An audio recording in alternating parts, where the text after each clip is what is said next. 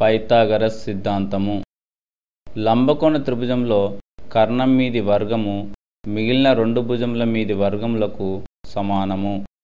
దత్తాంశము. ABC లంబకోణ త్రిభుజము కోణము B = 90 డిగ్రీలు. సారాంశము. AC square = AB square plus BC square. నిర్మాణము. ఏసీ రేఖకి బీడీ లంబాన్ని గీయండి. ఉపపత్తి. ఏడీబీ మరియు ఏబీసీ త్రిభుజములలో కోణము ఏ = కోణము ఏ. కోణము ఏడీబీ కోణము ఏబీసీ = 90 డిగ్రీలు. కావున త్రిభుజము ఏడీబీ స్వరూపము త్రిభుజము ఏబీసీ.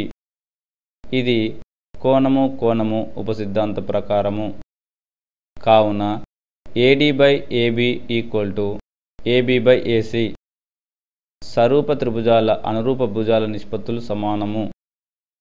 కావున AB² = AD × AC. సమీకరణం 1. అదేవిధంగా BC² = DC × AC. సమీకరణం 2. సమీకరణం 1 మరియు సమీకరణం 2లను కూడగా AB² + BC² = AD × AC plus DC × AC = AC × AD + DC = AC × AC = AC².